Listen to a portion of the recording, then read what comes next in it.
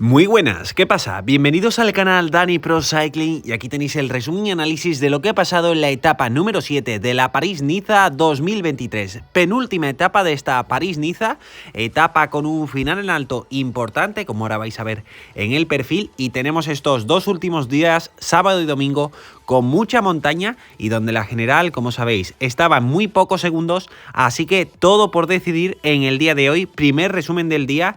Si os vais a ver los dos del día, dejádmelo abajo en los comentarios. Una vez que acabemos este, nos ponemos tranquilamente a ver la etapa de la Tirreno Adriático y a subir el resumen.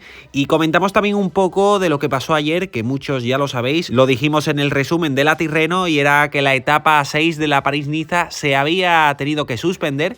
En un primer momento se iba a recortar, iban a ser neutralizados muchos kilómetros, pero finalmente se tuvo que suspender por rachas de viento cercanas a los 100 kilómetros por hora, por tanto no se pudo celebrar la etapa del día de ayer. Aquí tenéis el perfil del día de hoy, no llegaba a los 150 kilómetros con dos puertos y sobre todo ese final más de 15 kilómetros superando el 7% de pendiente media.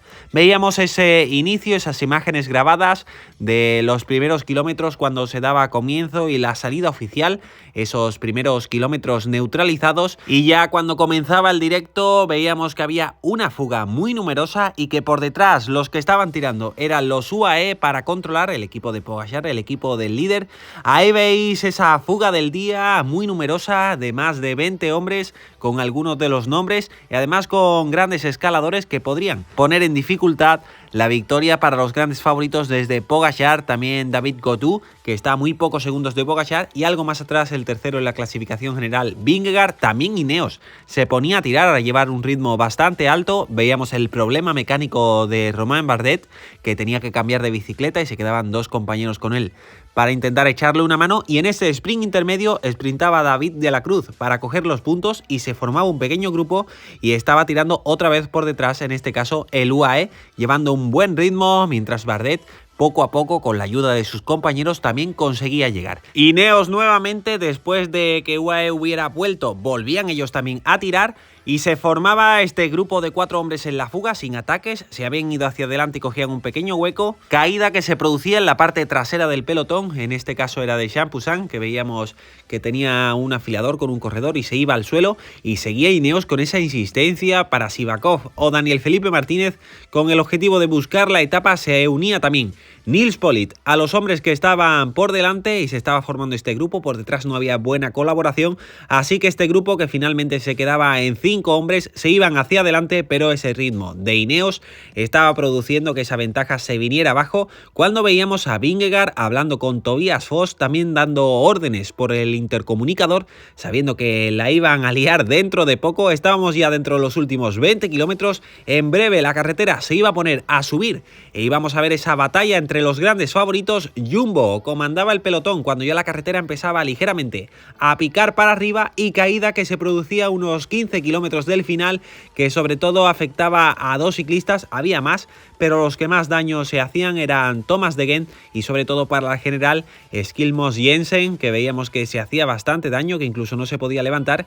y de Gendt, que se había hecho bastante daño también, pero podía continuar y se subía a la bicicleta. Ahí veíamos la cara de Skjelmos Jensen, que la tenía bastante magullada. Estos 5 hombres en fuga se iban de los fugados e iban a empezar el puerto de la jornada. Jumbo seguía con mucho ritmo, prácticamente empezaban el puerto y tenían ni siquiera 1 minuto y medio, y veis esos porcentajes. Era un puerto muy constante, 7,1 de pendiente media, pero sin grandes momentos de descanso ni grandes rampas que superaran el doble dígito en muchas ocasiones, y Tobias Foss se ponía a meter ritmo, y por delante los que más aguantaban, en este caso era Goossens, que atacó al principio, y también Romo, mientras Foss seguía con ese ritmo por detrás. Estos dos fugados se iban por delante al principio del puerto, mientras Tobias Foss se ponía a meter ritmo y a reducir prácticamente la ventaja, y sorpresa porque Daniel Felipe Martínez se quedaba a 12 kilómetros del final, que ha perdido casi 20 minutos, y también Jon Izagirre un poco después, dos de los que tendrían que estar arriba etapa, hoy sin las mejores piernas, y cogían a Gosens cuando quedaban todavía 9 kilómetros para el final.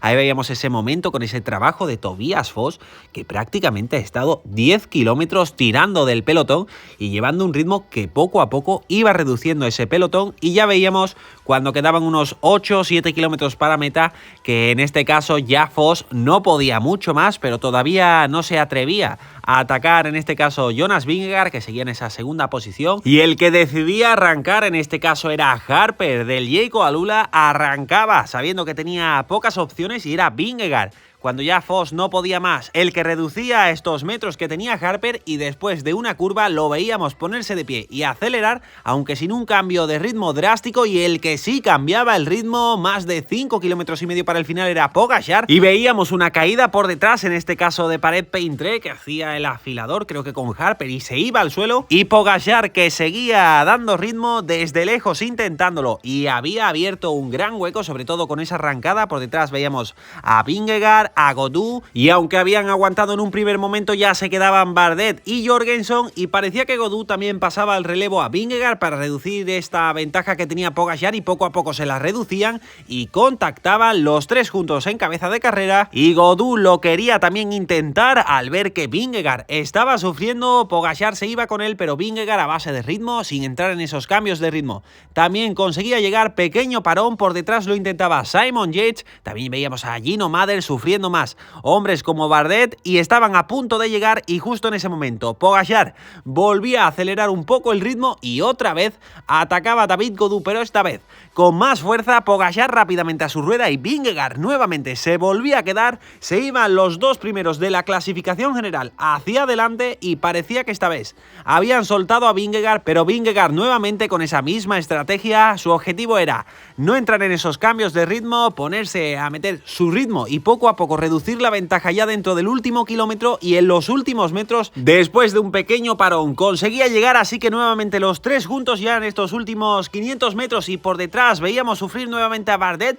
Se estaba destrozando ese grupo trasero, y estos tres ya en los últimos 300 metros, 250, y el que lo intentaba era Jonas Vingegaard, pero Pogačar prácticamente no le dejaba ponerse en primer lugar.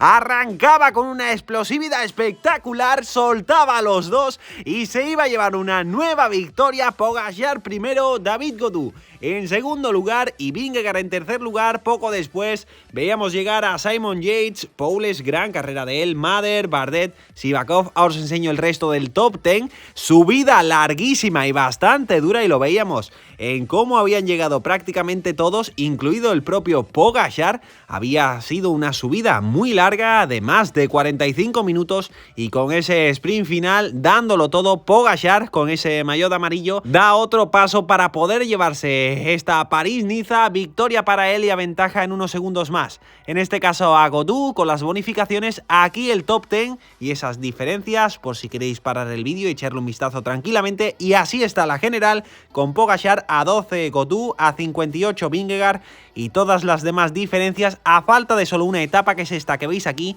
con principio y final en Niza, 118 kilómetros con varios puertos, una etapa que siempre es emocionante. Muchísimas gracias por estar ahí, por seguir todos los resúmenes, atentos al segundo vídeo del día de hoy. Muchas gracias a todos y nos vemos en el próximo vídeo.